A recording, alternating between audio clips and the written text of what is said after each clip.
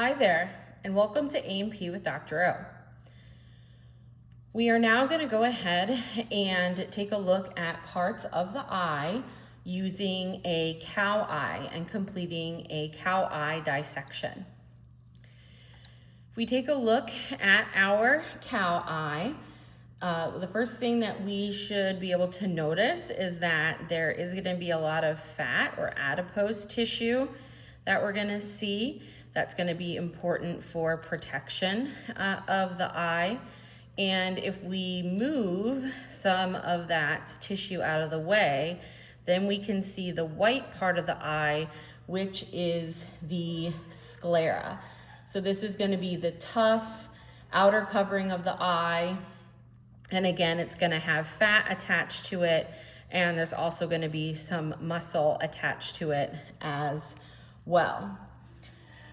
Then we can see the cornea. So this is going to be the covering over the front of the eye. Now, usually this is clear, but since this eye has been preserved, it has turned cloudy. But this would normally be clear. So what we're going to do is we are going to make sure that the cornea doesn't have any fat or muscle covering it, and it does not. And then we are going to make an incision in the cornea. And we're going to make that incision just enough to allow some of the watery fluid in the eye to come out. Remember, the eye has a watery fluid known as the aqueous humor. It circulates to provide nutrients to the eye and remove waste. It also stabilizes the shape of the eye. And we want to go ahead and relieve some of that pressure before we get any further into the dissection. So sometimes I just like to take the scissors and I just kind of like to gently poke and then relieve some of the pressure. You can see that there's fluid coming out.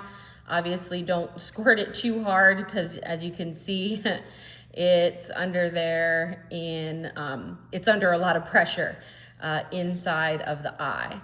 But once I do that, and you'll notice that a lot of pressure has been relieved, it's just going to make the rest of the dissection a little bit easier. What we're going to do next is we're going to use the scalpel or scissors. I kind of like to use scissors to make an incision in the sclera. And what we're going to do is we are going to make a frontal or coronal cut so that we cut the eye into anterior and posterior portions. So I'll go ahead and do that cut now.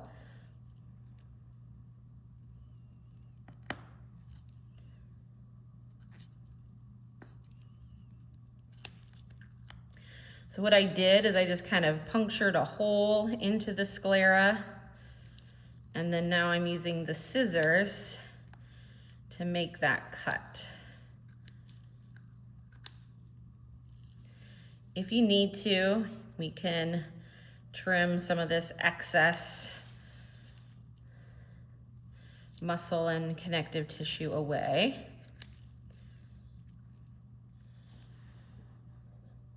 Now I've cut away the anterior portion of the eye from the posterior portion. In addition to the aqueous humor, we also have a gel-like liquid, which is called the vitreous humor. And that is going to be attached to the lens, which helps us focus the light on the retina. So here is the lens. It's very hard. And we can see attached to the back of the lens, it almost is kind of like a jelly-like sac, and that's going to be the vitreous humor there. And then again, our lens is attached on the front. So I'll go ahead and set aside our lens with vitreous humor.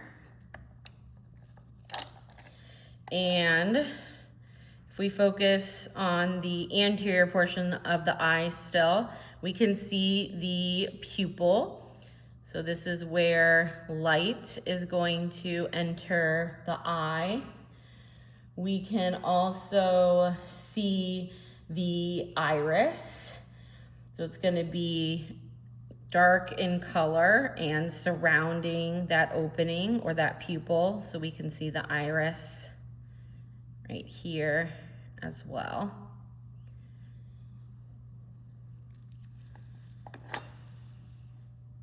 And then the back of the eye is going to have a very thin layer of cells.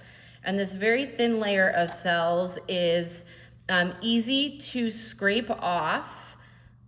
And so I'm just kind of scraping at it here and pulling it up here with the pointer. This really thin, delicate layer of cells, this is going to be the retina. This is where we're gonna have our rods and cones. And if we push the retina to the side, we see this kind of iridescent layer. And this is known as the tapetum. We do not have this in our eye. The human eye lacks a tapetum. Instead, ours is black to absorb light. But other mammals, such as the cow, which we're looking at the cow eye here, has this tapetum, and this is the layer that is going to help the animal see at night. It's also the layer that causes an animal's eyes to appear to glow in the dark if you shine a light on the animal at night. So that's going to be the tapetum. Now, where the retina gathers is it's all going to gather at the optic disc. And this is where the eye is going to connect to the optic nerve. So again, where the retina gathers, the optic disc will be here. And if I flip the eye over and remove some of this tissue, we can see the optic nerve a little bit better. So here we can see almost like a cord coming from the back of the eye, and it is really tough. I mean, when you kind of pull on it, that is going to be our optic nerve. And again, where the retina connects to that optic nerve, where it all kind of gathers together, that is going to be the optic disc. So that's going to be this portion right here.